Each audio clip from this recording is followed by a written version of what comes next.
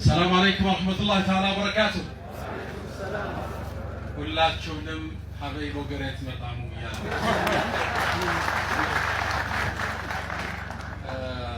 ቢስሚላህ ወሰላቱ ወሰላሙ አላ ኸይሪል አናም። በመጀመሪያ ያሰባሰበን የባረከን አላህ የተመሰገነ ይሁን። የፍጥረት ዓለም ዋናጅ የሰው ልጆች ሁሉ ጌታ የንጉሶች ንጉስ ማይቻለውን ሁሉ የሚያሳካው الرحمن የተመሰገነ ይሁን። አልহামዱሊላህ ረቢል ዓለሚን። ከዛም በመከተል እዚህ ታደማችሁ ከፍተኛ የመንግስት አመራሮች፣ የተከበራችሁ አባቶቻችን፣ በኢትዮጵያ ኢኮኖሚክ ሽግግር ላይ ትልቅ ሚና ያላችሁ ጋራዶች፣ ነጋዴዎች፣ እንዲሁም የሁላችን ተምሳሌት የሆነው ብቻውን ኡማን ይመዝናል ብለው ወንድማችን ሙኒር እንኳን ደስ አለ። ሙኒር የምጠቅብኝ ብያለሁ። ንግግሬን በአንድ ቃል ልቋጭ። እንትን ነው ማነሳው አጭር ነገር። አንድ ወጣት አባቱ ይሞትና እናቱ ትልቅ ሀብት ትወዷል። ያ ወጣት ግን ይሄን ሀብት መሸከም አልቻለምና ጥበብ እንዲወስድ ወደ ጠቢቡ ኡስታዝ ላከችው። ጠቢቡ ኡስታዝ ደግሞ የሚኖረው ትልቅ የድሮ ቤተ መንግስት ውስጥ ነው። በጣም የሚያምር አርክቴክት ያለበት። ጠቢቡንም እንደተገናኘው ጥበብ ካንተ ልማር መጥቻለሁ አለው። ጠቢቡም በብርጭቆ ዘይት ሰጠውና ቤተ መንግስቱን ዙረ ተመለስ፣ ዘይቱ እንዳይደፋ አለው። ወጣቱ ዘይቷን እያየ ሮጥ ብሎ ጨርሶ ንጉሱ ጋር መጣ፣ ኡስታዙ ጋር መጣ።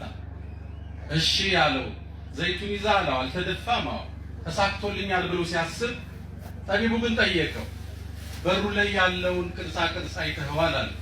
አላየውም አለ። ምነው ትኩረቱ ዘይቱ ላይ ነበር። እሺ ስትወርድ የሚወርደውን ፋውንቴን አስተውለዋል? አላየውም አለ።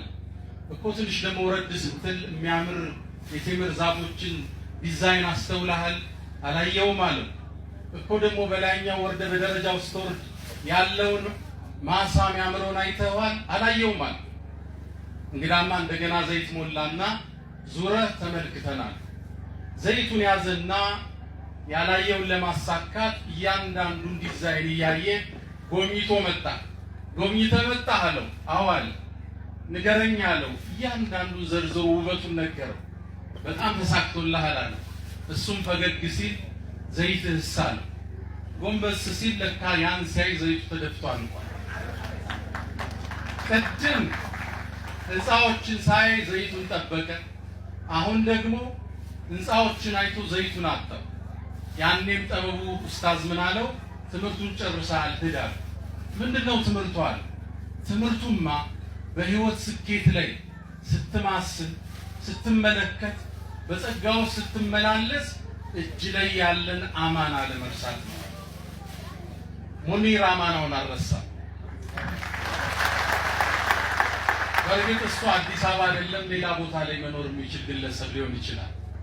ከዛም ተመልሶ እንዲህ አይነት አስቸጋሪ መንገድ መጥቶ ተመላልሶ አርክቴክቱን ተከታትሎ ቀድሞም ገብቶ ቁሞ አስቀብቶ ለትውልድ እንዲማበርከት ትልቅ አማና አሳይተናል።